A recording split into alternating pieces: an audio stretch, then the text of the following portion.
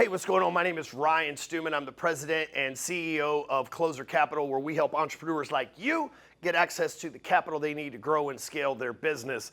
Today, I'm going to talk to you about the rabbit in the hat magic trick that every lender, every loan officer, every funder, every bank plays with the consumer. And what I'm about to teach you will not only inform you and create a weapon in your negotiation skills, make you a weapon in your negotiation skills. On top of that, it's actually going to expand how you think about the actual cost of capital. So there is an old adage that has been passed down from probably our great-grandfathers and great-grandmothers down to us. Every time you go to the bank, they say, make sure you get a low interest rate. Make sure the banker gives you the best deal on an interest rate. When you go buy a car, make sure you get a low interest rate. You go buy a house, get a low interest rate. And there is some validity to that. But the bankers, the financiers, the profiteers of money in this country are much smarter than you and I. So when they figured out decades ago that the average consumer was fixated on the interest rate, they started changing everything else to make it more profitable. So it's like a magic trick. They get you focused on the hat over here, and all of a sudden there's a rabbit in the magician's other hand. The bankers started playing this same game. They said if we can get them focused on the interest rate, then we can beat them up on the terms.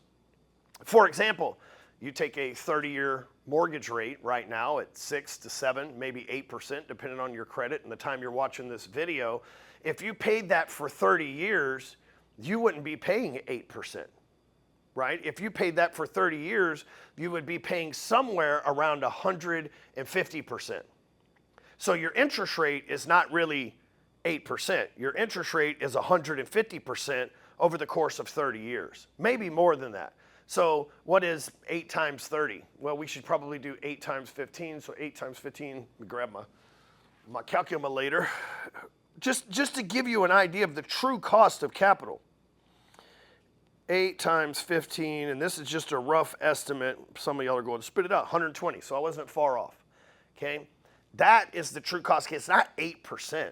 It's 8% every year, interest first, for the next 30 years until this thing's paid off, which if you borrow $100,000 over the course of 30 years is going to be somewhere around $220,000 to $250,000, okay? So it's not the interest rate at all, right? But what if I told you, now some people, most people need 30 years to make those payments, and so the bank has to monitor that. That's a whole other common sense logic thread, right? I'm just talking about something specific, the interest rates versus the terms, because we got to look at the true cost of capital. Now, why do I tell you this as a business owner, okay?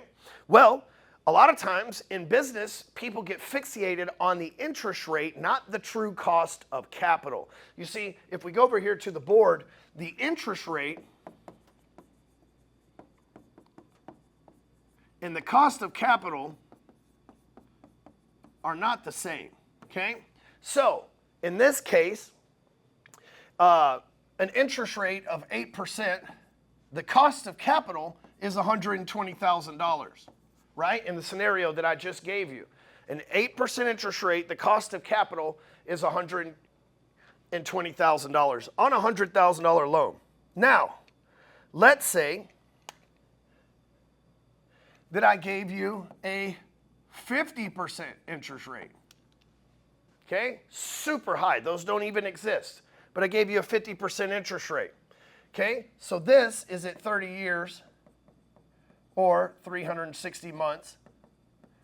This is at 12 months, okay? So the true cost of capital at 50% would be $50,000, okay? And this is over, and this, that did not work the way that I wanted it to now, did it? And this is over 12 months, 1 year. So which is actually cheaper? Now, I know what you're thinking. You're thinking, what about cash flow and management over long terms? And you, look, it's no secret, you want to get a low interest rate, but that's not the only part of the equation here, okay? So actually, the capital to borrow that same $100,000 at a 50% interest rate for 12 months is cheaper than borrowing the interest rate at 8% over 360 months, right? Common sense, but most people don't look at it this way. So let's take this back in and dig it in a little bit more, okay? So let's say that you're a business owner and you need to get a cash infusion, line of credit, something along that way to cover payroll, expenses, whatever it is, okay? But you've got a plan to flip that money and take that money and turn a profit from it. You just need to get your hands on it. So let's say that you take out a loan for 12 months for 100 grand, 12 months, 38% interest rate, okay? Let's say it is a terrible credit, non-recourse, ain't got your shit together, 38% interest rate. Let me give you a discount here. 36% interest rate, make the math easier, okay? So 100K, 12 payments, 36%. So this means the cost of capital, COC, is $36,000, right? Okay? If you take this two-term, 12 months cost of capital, but you only need this capital for 4 months, okay? We're talking about payments at 4 months. 36% is 3% a month. Now all of a sudden this isn't a true 36%, it's a 12% because you only need it for 4 months. So you borrowed 100K, the cost of capital was 112K or 12K. Okay? See, a lot of people, they get fixated on the interest rate, but there's other factors that we have to pay attention to as entrepreneurs. One, so we don't get ourselves in a financial jam because of our ignorance. And number two is so that we can actually make sure that, hey, maybe something doesn't sound good or maybe something is off-putting, but what is the real cost of capital behind it? It's not an interest rate. It's not just the terms, it's a combination of everything involved in the transaction is the true cost of capital, okay? So in this instance, I have a customer, came to me 2 weeks ago. He said, I have a potential to get this huge project. I've been approved for the bid. It is multiple millions of dollars, and if I take the multiple millions of dollars out of our bank account, then it's going to hinder the regular rest of the production that we've got going on in our company, and I'm not going to be able to take those jobs because of this one big job. Can I borrow $1 million from you so that I can manage that job without having to tap into my resources? Absolutely. Okay, guy needs it short term. He didn't want to put his company up against it. There's no recourse, not reporting to his credit. Guy's got to take a 30% interest rate. Okay, he's not pledging equity from his company. He doesn't have any assets to against this. It's just his word, a signed piece of paper, and a credit report based on what his documents are. We get him $1 million line of credit. Okay, first he says, dude, 30%, that's crazy. How? That's crazy. I said, well, how long are you going to take on this project? He said, well, on this project particularly, it should take me 60, 100 days maximum. If we screw the whole deal up, it's going to take 100 days. Okay, that's 4 months. Okay, so let's do it 3% a month. Little is 2.5% a month. So that's 5. In 4 months, you've paid 10%. You can't go to the SBA and borrow $1 million at 10% right now. It's prime plus 4 or 5. You can't go to the traditional banks around here and borrow real estate, commercial real estate, not residential, but commercial real estate for 10% right now in most cases. Oh yeah, man, that is actually pretty cheap. Yes, in today's society, it is pretty cheap because the cost of capital in 3 months is 1/3 of if you take this thing to term.